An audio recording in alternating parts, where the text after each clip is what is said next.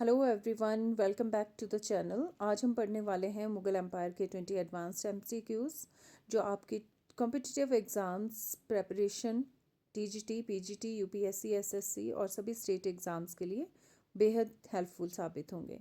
These questions will test your understanding of Mughal rulers, administration, architecture, culture, and major historical events. So let's begin the quiz and see how much you know about the Mughal Empire. So question number 1 is Mughal वंश का वास्तविक संस्थापक कौन था? Options are Babur, Akbar, Humayun या फिर Jahangir. Quickly guess the answer. The answer is option number A, that is Babur. तो 1526 में बाबर ने पानीपत की पहली लड़ाई जीतकर मुगल साम्राज्य की नींव रखी। Now question number 2 is Panipat की पहली लड़ाई किसके बीच लड़ी गई? ऑप्शंस आर बाबर, इब्राहिम लोदी, अकबर, हेमू, हुमायूं और शेरशाह या फिर जहांगीर और Khusrau. So the answer is option number A, Babur और इब्राहिम लोदी। तो बाबर और इब्राहिम लोदी के बीच यह लड़ाई 1526 में लड़ी गई, जिससे मुगल शासन की शुरुआत हुई। Now question number 3 is Akbar ने दीन इलाही किस वर्ष शुरू किया? ऑप्शंस आर 1575, 1582, 1595 या फिर 1601। Quickly guess the answer. The answer is option number B, that is 1582। तो यह अकबर का धार्मिक सुधार आंदोलन था और यह शुरू हुआ था 1582 में।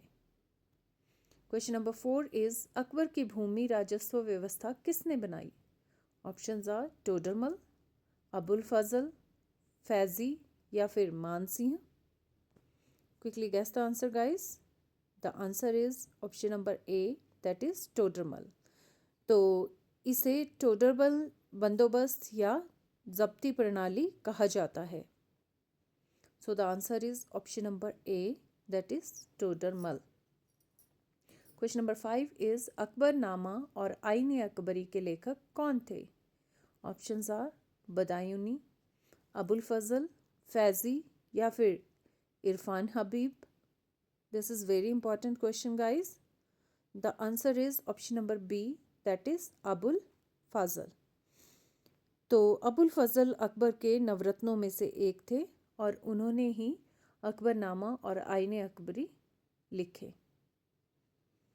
क्वेश्चन नंबर 6 इज जहांगीर के समय अंग्रेजों को पहली फैक्ट्री कहाँ मिली?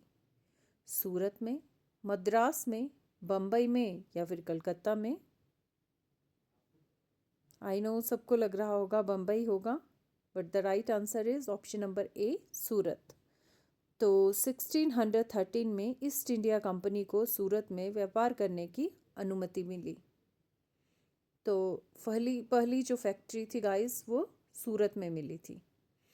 क्वेश्चन नंबर 7 इज शाहजहां के शासनकाल में किस कला का उत्कर्ष हुआ? ऑप्शंस आर स्थापत्य कला, चित्रकला, संगीत या फिर साहित्य। Quickly guess the answer. So the answer is option number A, that is स्थापत्य कला। तो ताजमहल, लाल किला जैसे स्मारक इन्हीं के शासन में बने। Next question is question number 8, Taj Mahal किस नदी के किनारे स्थित है? गंगा, यमुना, चंबल या फिर Saraswati? This is very easy question. So the answer is, I think everybody knows the answer. The answer is option number B, that is Yamuna. तो आगरा में स्थित ताजमहल यमुना नदी के किनारे बना है। Next question is question number 9, Aurangzeb ने जजिया कर कब पुनः लागू किया? ऑप्शंस आर 1679 में, 1658 में, 1700 में या फिर 1666 में। Quickly guess the answer. So the answer is option number A, that is 1679। तो अकबर ने इसे हटाया था लेकिन औरंगजेब ने इसे पुनः 1679 में लागू किया। क्वेश्चन नंबर 10 इज नवरत्न किसके दरबार में थे? बाबर के, अकबर के, जहांगीर के या फिर औरंगजेब के? Quickly guess the answer. So the answer is option number B, that is Akbar. तो अकबर के दरबार में 9 प्रतिभावान मंत्री थे जिन्हें नवरत्न कहा जाता था। Next question is question number 11। Haldi Ghati का युद्ध कब हुआ? ऑप्शंस आर 1576 में, 1565 में, 1595 में या फिर 1601 में? Quickly guess the answer. So the answer is option number A, that is 1576। तो यह युद्ध अकबर और महाराणा प्रताप के बीच लड़ा गया था जो कि 1576 में हुआ था। Next question is question number 12। Shahjahan के उत्तराधिकार युद्ध में कौन शामिल थे? Options are Dara Shuja Aurangzeb, Hemu Dara Shuja, Akbar Dara Murad, Aurangzeb Khusrau. So the answer is option number A, Dara Shuja और औरंगजेब। तो तीनों ने सत्ता के लिए युद्ध लड़ा। So the answer is option number A, Dara Shuja और Aurangzeb. Question number 13 is Aurangzeb को क्या कहा जाता था? गंभीर बादशाह, जिंदा पेर, शेर हिंद या फिर दानवीर? This is also very important question. So the answer is option number B, that is जिंदा पीर। तो उनके सादे जीवन और धार्मिक झुकाव के कारण उन्हें जिंदा पीर कहा जाता था। So the answer is option number B. Question number 14 is Babur की आत्मकथा तुझुके बाबरी किस भाषा में है? उर्दू, अरबी, तुर्की या फिर Farsi? Quickly guess the answer. So the answer is option number C, that is Turki. तो बाबर की मातृभाषा चगताई तुर्की थी। तो इसीलिए इनकी आत्मकथा तुजुके बाबरी तुर्की भाषा में लिखी गई है। क्वेश्चन नंबर 15 इज चित्रकला पर प्रतिबंध किसने लगाया? अकबर ने, जहांगीर ने, शाहजहां ने या फिर औरंगजेब ने?